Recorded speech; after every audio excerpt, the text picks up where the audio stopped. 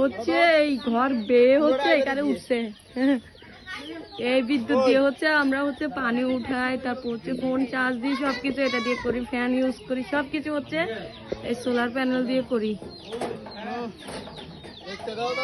এটা হচ্ছে দুটো সোলার প্যানেল।